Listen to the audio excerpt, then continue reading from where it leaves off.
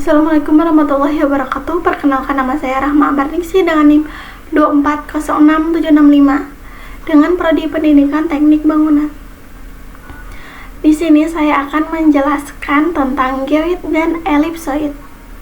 Bumi yang kita tinggali ternyata bentuknya tuh tidak bulat sempurna, melainkan bentuknya tuh elipsoid.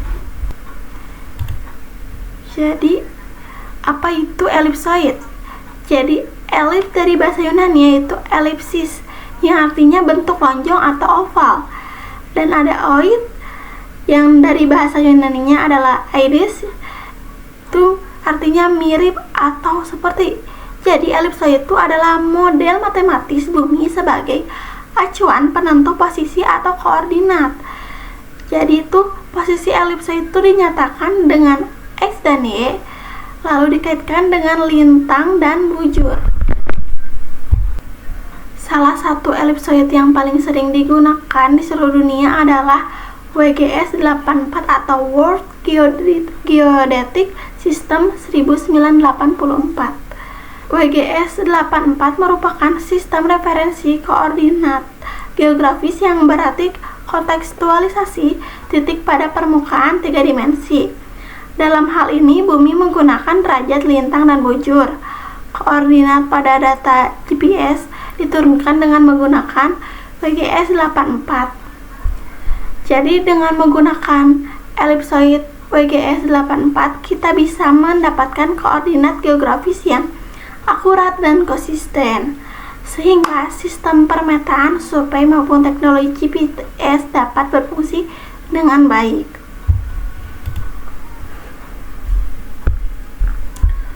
Lalu di sini ada semi minor axis dan semi major axis. Itu bedanya apa?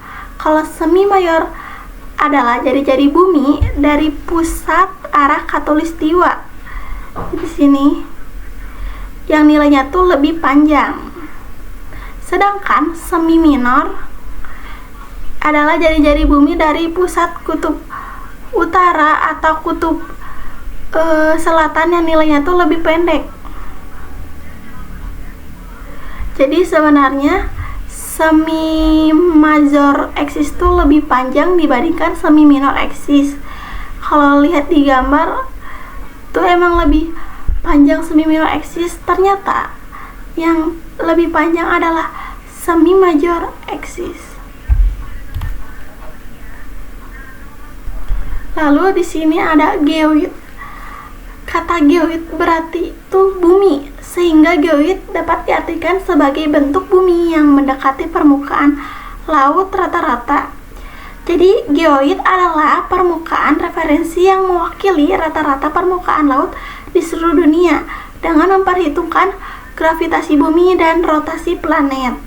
Itu dianggap sebagai bidang akupunksial gravitasi, yaitu bidang khayal yang menggambarkan permukaan air laut. Jika diperpanjang ke seluruh permukaan bumi, permukaan laut sendiri tidak datar sempurna karena dipengaruhi variasi gravitasi rotasi bumi dan distribusi massa di dalam bumi.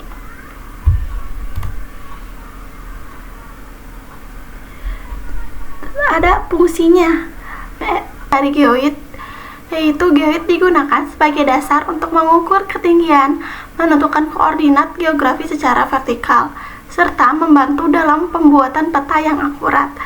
Itulah mengapa ketika kita berbicara tentang ketinggian suatu tempat di atas permukaan laut, acuan yang dipakai sebenarnya adalah permukaan geoid atau mean sea level.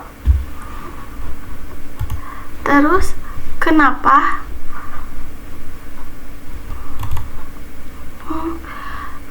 Gambar ini menunjukkan geoid bumi, yaitu permukaan laut rata-rata yang diperpanjang ke seluruh permukaan bumi. Karena bentuk gambar ini tidak rata, melainkan gelombang. Hal ini terjadi karena gravitasi bumi itu tidak merata. Adanya rotasi bumi serta perbedaan distribusi massa di dalam bumi. Akibatnya ada bagian permukaan laut yang lebih tinggi atau lebih rendah dibandingkan elipsoid. Inilah sebabnya permukaan bumi itu tidak benar-benar rata. Jadi bentuk bumi itu tidak benar-benar bulat.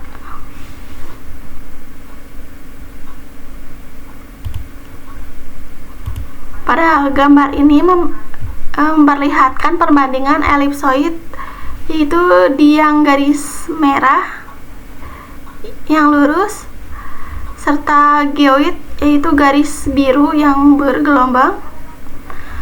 Elipsoid adalah model matematis bumi yang halus dan sederhana, digunakan sebagai acuan global seperti WGS 84.